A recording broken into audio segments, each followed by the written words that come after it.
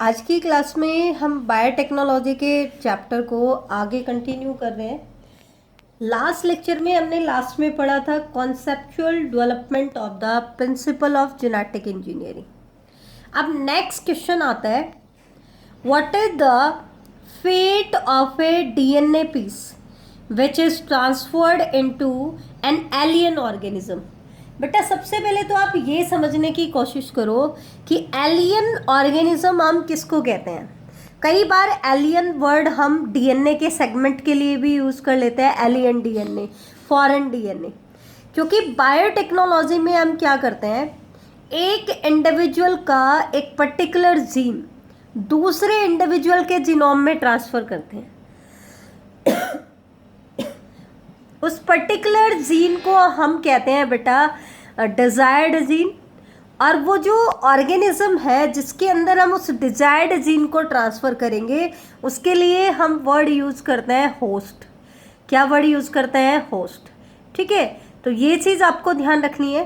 तो इनके केस में वो जो डिजायर्ड जीन है वो उस ऑर्गेनिज्म का नहीं है जिसमें आप उसको ट्रांसफ़र करने वाले हो, तो डिजायर्ड जीन उसके लिए एलियन है और होस्ट डिजायर्ड जीन के लिए एलियन है। ठीक है, तो एलियन मतलब फॉरेन, फॉरेन मतलब जो जीन, जो डीएनए का पीस हम उसमें इंसर्ट करें वो उसका नहीं है, वो कोई और डिफरेंट ऑर्गेनिज्म है। तो ये क्या कह रहे हैं, जेनेटिक इंजीनियरिंग में हमने क्या कहा, क्योंकि हाइब्रिडाइजेशन की प्रॉब्लम आ रही थी कि डिजायर्ड जीन के साथ साथ अनडिजायर्ड जीन भी ट्रांसफ़र हो रहा था। तो मान लो ये कोई ऑर्गेनिज्म है और ये इसका टोटल डीएनए है, तो हमने इनकी ब्रीडिंग कराने की बजाय हमने क्या किया, इसके जीनोम का एक छोटा सा सेगमेंट जिसका फीचर हमें चाहिए, जिसका ट्रेट हमें चाहिए, उस जीन, उसके जीन को आइडेंटिफाई करते हैं और उसको आइसोलेट करते हैं, और उसको आइसोलेट करके एक वेक्टर की हेल्प से हम किस में ट्रांसफ़र कर देते हैं, होस्ट में ट्रांसफ़र कर देते हैं। तो यहाँ पे क्वेश्चन क्या पूछा जा रहा है कि मान लो आपने वेक्टर की हेल्प से इस डिजायर्ड जीन को होस्ट में ट्रांसफ़र कर दिया, तो फिर अब क्या, इसके साथ आगे क्या होगा, इसका फेट क्या है, फ्यूचर क्या है। आपने alien piece of DNA, foreign piece of DNA, ये डीएनए का सेगमेंट इस ऑर्गेनिज्म का नहीं है, किसी और का है, लेकिन हम इसको एक्सप्रेस कराना चाहते हैं इस होस्ट में, तो इसके लिए ये एलियन है और इसके लिए ये एलियन है। तो अगर हम डिजायर्ड जीन को होस्ट में ट्रांसफ़र कर देते हैं तो उसके बाद इस डिजायर्ड डीएनए के साथ क्या होगा। ठीक है, तो इसके डिजायर्ड डीएनए के साथ क्या होगा, ध्यान से सुनना। मैं आपको पहले थ्योरेटिकली बता देती हूँ, फिर डायग्रामेटिकली आपको बताऊंगी। तो जर्नली तो क्या होता है, ज़्यादातर केसेस में क्या होता है, जो डीएनए का पीस है it would not be able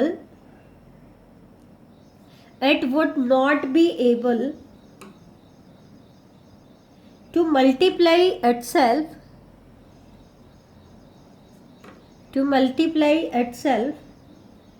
in the progeny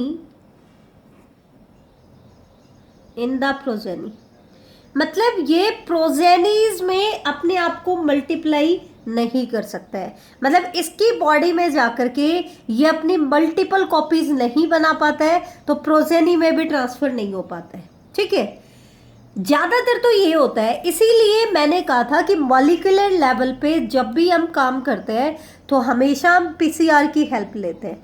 क्यों लेते हैं पीसीआर की हेल्प? क्योंकि फेलियर के बहुत ज़्यादा चांसेस है। आपने डिजायर्ड डीएनए को होस्ट में ट्रांसफ़र कर तो दिया, लेकिन फिर भी वो अपने आप को उसकी बॉडी में जाके मल्टीप्लाई नहीं कर रहा और उसकी प्रोजेनी में ट्रांसफ़र नहीं हो रहा, तो इसके ट्रांसफ़र करने का कोई फ़ायदा नहीं है, ये अपने आप को एक्सप्रेस नहीं कर पाएगा। फिर क्वेश्चन क्या आता है कि ज़्यादातर तो ये होता है, तो ज़्यादातर केसेस में तो हमारा जो प्रोसेस है वो फेल हो जाता है, लेकिन कुछ केसेस में क्या होता है, इट में मल्टीप्लाई, ये क्या कर जाता है, मल्टीप्लाई कर जाता है, अपनी मल्टीपल कॉपीज बना जाता है। कब बनाता है ये अपने आप को मल्टीप्लाई, कब करता है, ध्यान से सुना, when it gets integrated it gets integrated into the genome of recipient,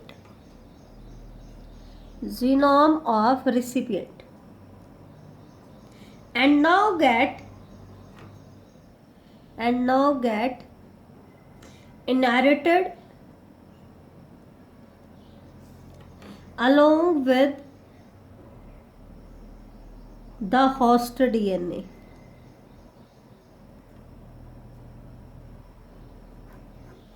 इसका मतलब क्या है, हम क्या कहना चाह रहे हैं इस केस में कि ये आपका होस्ट सेल था और ये होस्ट का खुद का डीएनए था।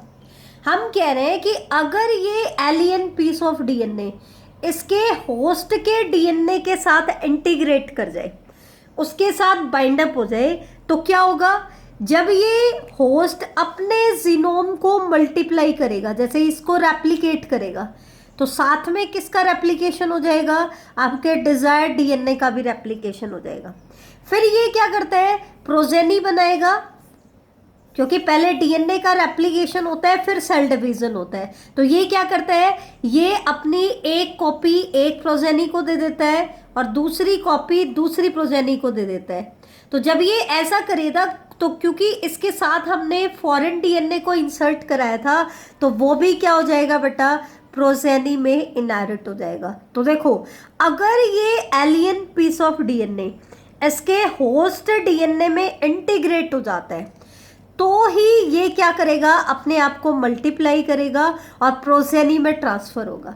अगर ये होस्ट के क्रोमोसोमल डीएनए का हिस्सा नहीं बनता है, तो ज़्यादातर केसेस में क्या होता है बेटा, ये डिग्रेड हो जाता है, न्यूक्लियेजेस एंजाइम जो होते हैं इसको डिग्रेड कर देते हैं और ये प्रोजेनी में ट्रांसफर नहीं हो पाता है। तो ये है fate of alien piece of DNA कि आपने डीएनए को होस्ट में इंसर्ट तो कर दिया, लेकिन फिर भी आपको ट्रांसजेनिक ऑर्गेनिज्म मिले या ना मिले इसकी कोई गारंटी नहीं है। वो किसके ऊपर डिपेंड करता है कि ये फॉरेन डीएनए आपका होस्ट के डीएनए के साथ इंटीग्रेट होता है या नहीं। अगर ये होस्ट के डीएनए में इंटीग्रेट हो जाता है तो ही ये अपने आप को मल्टीप्लाई करता है और प्रोजेनी में ट्रांसफर करता है। ठीक है, इसका मतलब अगर ये प्रोजेनी में ट्रांसफर हो जाता है, इसमें इंटीग्रेट हो जाता है, तो हम क्या कहेंगे, alien piece of DNA has become part of chromosomal DNA. वो किसका हिस्सा बन जाता है, होस्ट के क्रोमोसोमल डीएनए का हिस्सा बन जाता है, which has the ability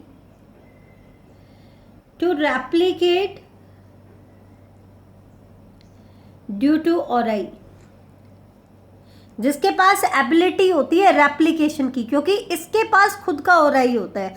या तो हम जो एलियन डीएनए ला रहे हैं उसके पास खुद का ओराई नहीं होता है। ठीक है, तो इसके पास रेप्लिकेट करने की एबिलिटी होती है, इसलिए ये मल्टीप्लाई करता है। अकेला डिजायर्ड डीएनए अगर ये होस्ट के डीएनए में इंटीग्रेट नहीं होता है, तो क्योंकि इसके पास खुद का ओराई नहीं है, तो ये अपने आप को मल्टीप्लाई नहीं कर पाता है। ठीक है, तो ये तो था बेटा fate of alien piece of DNA which is transferred into the alien organism. अब बेटा इसी टॉपिक से रिलेटेड एक बार 2 क्वेश्चंस बन सकते हैं, कैसे बनेंगे वो डिस्कस कर लेते हैं, फिर हम आगे चलते हैं। तो पहला क्वेश्चन बनता है, what is the need for the multiplication of any alien piece of DNA in an organism.